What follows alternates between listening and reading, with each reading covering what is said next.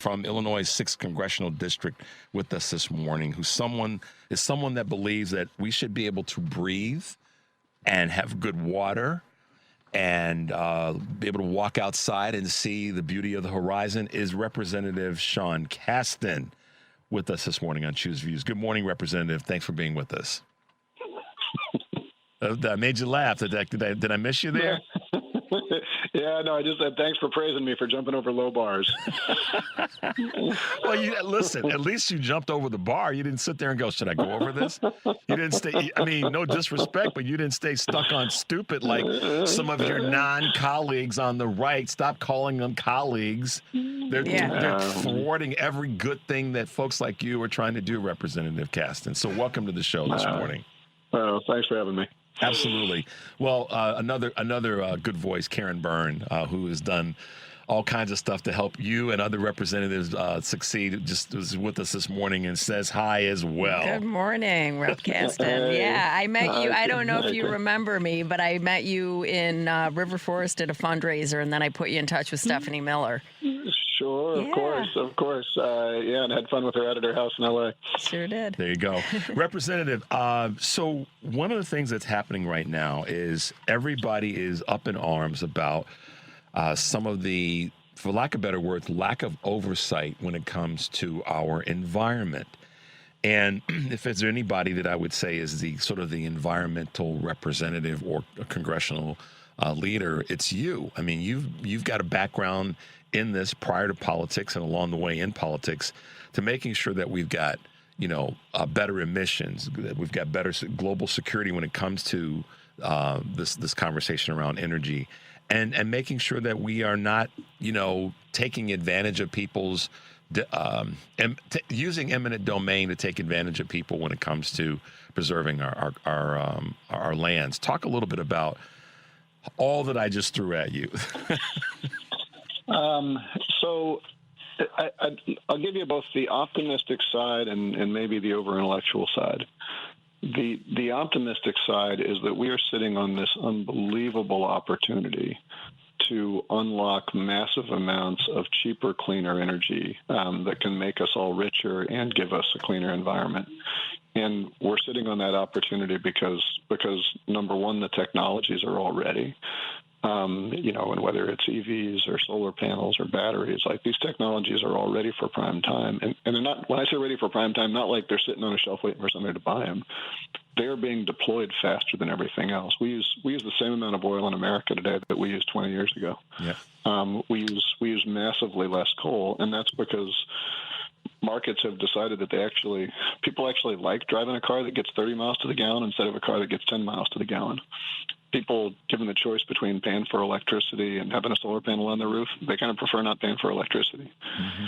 And all of that is, and then if you layer on top of that what the Trump administration has done in Iran has been massively stupid from a national security perspective, but has unlocked massive ramp-ups in clean energy around the world. Just since February, when Trump invaded Iran, the Chinese exports of EVs to the rest of the world have doubled in less than a year. And that's because the rest of the world is sitting there saying, in the words of Jack Handy, I'd rather be rich than stupid. and so we can sit there and look at all that and say, man, we can be richer, we can be, we can be cleaner. We just have to be smarter. And the challenge that then comes in, and, Trump is a massive symptom of this challenge, but he's not ultimately the cause, is that we've never really decided whether U.S. energy policy should exist to benefit U.S. consumers or U.S. producers. Wow. We've massively subsidized people's rights to drill on, you buy some land, you own all the subsurface rights. We're going to give you accelerated depreciation. We're going to intervene in markets to make it cheaper to produce fossil energy. And in that context, embracing cheap energy, which is the same as embracing clean energy, is a massive competitive threat, not only to an enormous industry, but to certain communities in the United States. If you live on the Gulf Coast of Louisiana, you want the price of gas to be high. When the price of gas goes up, the economy in Louisiana goes up. If you and by the way, you know who represents Louisiana? Mike Johnson. Mike Johnson. If you are sitting in the Bakken oil shale out in the Dakotas, you want the price of oil to be high because you make more money when the price of oil goes up. You know who represents the Bakken oil shale? John Thune. Mm-hmm. Our two majority leaders in the House and the Senate. In case y'all don't know. Yeah, and so this question of like, do we want to benefit consumers or do we want to benefit producers? And what Trump is doing is now saying, well, I'm going to open up national parks to drilling, not because the American people want that. I mean, remember, we're not buying more oil than we were 20 years ago, but they want to create export markets, right? Yep. We're having this huge shift to renewables in the power sector, and we're massively ramping up exports of liquefied natural gas to the rest of the world, even as the rest of the world is weaning itself off natural gas. And it's sort of like a country that invented the rotary dial phone. Everybody starts using cell phones, and we're like, man, we better subsidize those rotary phone providers. Well, but see, here's the thing too, Representative. This is what popped into my brain when you were describing the Mike Johnson and Thune part of this. The sell to American people that are not paying attention, they don't understand, and I'm not knocking on any of our fellow citizens. I'm just saying folks got to pay attention and do some research. To your point, the companies that are funding so much of the Republican Party and that are benefiting from increased oil production, that money is that value, that benefit, that's not making its way down the hill to everyday folks. And you hear people running around that aren't informed saying drill, baby, drill, but that doesn't help their pocketbook. That doesn't make it make it easier to live in the country. Drill, baby, drill is benefiting the people who run the companies that are doing the drilling, not the everyday consumer. So I mostly agree with you, but I want to just challenge a little bit. Like, yes, we've got, money in politics is a problem and all the rest of that. And yes, like, oil company profits are at record highs. And if they're profiting, by definition, they're not passing it through. Having said all that, because of the way that, the shift of American economy to urban areas has caused people to move to urban areas, depopulate rural areas. And, the first people to move when an economy shifts are the people who are most open to new experiences. And so urban and suburban America has become more progressive and rural America has become more conservative. And so we've now got this dynamic where the parts of America that do depend on extractive industries have become coincidentally more Republican. Yeah, okay. And so it's like, yes, what you're saying is true, but it's also the case that if you're living in, a town in Appalachia that's depended on coal for years, it's certainly the case that the majority of that profits from that coal mine go to owners, but it's also the case that when that coal mine shuts down, the Walmart shuts down too, the local church shuts down, right. The jobs go away, the deaths of despair goes up, and so there is economic value that accrues to those communities from those industries, and so those communities have come to perceive, in some ways accurately, that the rising oil price is good for you if you live in Oklahoma. You're going to get a bigger bonus that year. You're going to be able to provide your family a little bit nicer set of Christmas presents when the price of oil is up. So there is that dynamic that's just more rural America, urban America, which has coincidentally become a Republican America, Democratic America split. Yeah, and that then pushes the political narrative, which is that the rural communities if they're left behind, who's leaving them behind? And it's not the progressives that are leaving them behind. It's the businesses that want to continue to extract rather than put back into the community. So then there are opportunities there, and folks end up leaving, and those that stay. Yeah, even years ago, we were working on some clean energy projects in West Virginia, and I was talking to some folks there about sort of how the coal industry has changed, and they said that the thing that killed coal in West Virginia was longwall mining. And I sort of paused. I was like, what do you mean longwall mining? And they said, well, that was when they automated the mines. And then the next thing that killed the coal was the rise of natural gas. I know this is renewables, but they're sitting there saying from a jobs perspective, those industries prioritized ways to extract coal with less and less labor. Makes sense, right? You want to be more efficient. Then they prioritized extracting things like gas that were more profitable. And only now you've got renewables. But I think for those communities, I think you have to empathize and understand that they're looking around and saying, what I know is that my boss doesn't give a damn about me, and what I know is that the government doesn't give a damn about me. And so why should I trust anyone? And I think, one of the things we really tried hard to do, and I think successfully did in the Inflation Reduction Act, was when we provided those incentives for clean energy, we provided much bigger incentives in energy transition communities. And so when you saw all of that capital flowing much more heavily into redder parts of the country, it was because those redder parts of the country are those energy transition communities. And we want them to feel like this is a win for them too. And I think we can do that, but we have to be intentional about it, which means A, not demonizing the folks in those communities, and B, for goodness sake, not, pulling these back because we want to go, back to 1970 or whatever, Trump and Chris Wright are trying to do. Yeah, without a doubt. Representative, let's take a quick break. The number is 773-763-9278. I'm Richard Chu. Keep it locked in. We'll be right back with more of Chu's Views.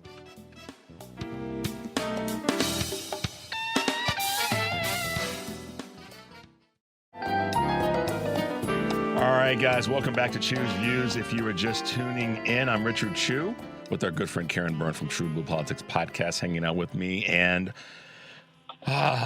one of those other folks that's just getting it done, U.S. Representative from the great state of Illinois, Sean Casten. Representative Casten, Karen has a question she wants to ask you. We're talking a little bit about what's happening in communities that have, suffered some economic hardship as it relates to the energy industry. Karen has a quick question in that space. So listening to you speak about these different communities, I remember Hillary Clinton going in, I believe it was West Virginia, and stating that coal was dead, but that we were going to be investing in other sectors and, to bring clean, renewable energy. What are the conversations that you're having with people in those communities, and do they seem more open to it now? Well, look, to be clear, the communities of Alsip and Bedford Park and Elmhurst and Glen Ellen that I represent are not those communities. Right. So, I think there's both a very healthy and a difficult conversation going on, because any investments in, I said before, clean energy is cheap energy. When you invest in clean energy, you're investing in lower cost sources. They're lower cost, number one, because they don't burn fuel, which means you don't have to pay for fuel. But they're also lower cost because they really don't require a lot of labor. Mm-hmm. If you think about, if you're going to run a coal plant, not only do you need coal miners, but you need railroad workers to get the coal from the mine to the plant. You need coal handlers at the plant. You need ash handlers on the back end of the plant. And compare that to a solar farm where, you hardly need anybody. And seen from one lens, that's a huge investment in labor productivity, and that's how the economy grows. Seen from another lens, that's a lot of folks who have lost their jobs. And I always tell people that the story of John Henry is the story of you can love John Henry and you can think steam shovels are pretty cool, right? But you got to understand both sides of that equation. And and I think for the folks in those communities, I think we all struggle with this a little bit. It is objectively true that every time we've had a technology advance that grew labor productivity, we ultimately created more jobs than we destroyed. Mm-hmm. I think it's also true that we almost never create jobs for the specific people whose jobs are destroyed. Yeah. That's Yeah, that's such a. And sorry, go ahead. Sorry. Yeah, no, and I just think we just need to be very empathetic and intentional in understanding. Not but what do you say to someone who's 58 years old, was thinking they had a couple years left before retirement, and the coal mine shuts down? Mm-hmm. telling them you're going to send them back to community college to learn about thin film deposition so they can build solar panels. That's not. It's not just foolish; it's offensive, right? And that person's not just looking for a paycheck; they're looking for dignity. Yep. And I just think we have to be really thoughtful about that and understand the pain. And there's going to be some sort of that transition. But the flip side of that is that those transitions are not coming because the government got woke. Those transitions are coming because the businesses. I mean, I go back to what I was saying about the West Virginian who said longwall mining killed this community. The business was the one that decided to invest in labor productivity, right? The business is the one who decides to shut down that mine when it can't compete because the power's cheaper and the coal plants can't run anymore. And that doesn't make the business bad either. But I think those of us in government have an obligation to say, okay, we know the economy is going to do that. How do we provide some kind of safety net, some kind of dignity for the people who are left behind? Because otherwise you just get more and more, growth of, nihilism and I don't trust anybody in some of those communities. And that's how these United States become a lot less united if we're not careful. I appreciate you putting that out there because I think what has happened is it relates to folks going into their silos, which I use a lot, or people going into their corners, is that where we'd like to see, and I can assure you that there are millions of people that think this way, but how they articulate it might be done differently, is to see more of our business community connect with our political leadership community in a way that the businesses are not constantly made to feel that they're the bad guy and that the politicians on any level are not made to feel that they're ineffective or incompetent. Because part of the role of the elected official is to stand in the void and not let any entity run over the community. And part of the role of the business community is to find ways to help that community grow and prosper. And what's happening right now is we've got this pull, this tug of war, where businesses don't seem to, and I'm making a broad brush statement and all fairness, that they're not perceived, as I should say, as the entity that wants to help people. And government leaders are being viewed as ineffective and incompetent. And I disagree with both of those assertions. What are your thoughts there? I mean, look, as a guy who spent 16 years as a CEO, and in every business I ran had there were a couple different businesses. They all had the same mission: profitably reduce greenhouse gas emissions. These were businesses that were designed to be moral actors. I think that it is, if you ask corporations to be moral agents, you're misunderstanding the purpose of a corporation. They're not immoral; they're just amoral, right? You're raising capital, you're allocating capital, you're doing your mission, you're doing plenty of good things. It's not a judgment, but your job is not to be a moral agent. The government's job is to be the moral agent. And I think the government does that most effectively when we say, okay, in your industry, does regulation exist such that your profit incentives drive you to do things that are in the public good? And if not, how do we change those markets to make that work? I spend a lot of time on utility regulation, and we've got this big bill, the Energy Bills Relief Act, and a lot of it is going through and saying, if under current rules, if an electric utility invests in a grid upgrade that lowers your cost of power, the electric utility probably loses money. That's a regulatory choice. It doesn't make the business bad for choosing not to invest in the lowest cost sources. But let's change those regulations and make it fix.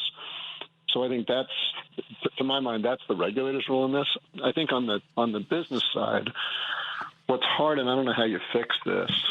I don't know if you've read. I just finished Aaron Russ Sorkin's book on 1929, and everything that led to the Great Depression. Mm-hmm. But there's these stories of J.P. Morgan, not the bank, the individual, and all of these titans of banking, traveling to Europe to try to save the European financial system before what became the collapse of Germany. Right.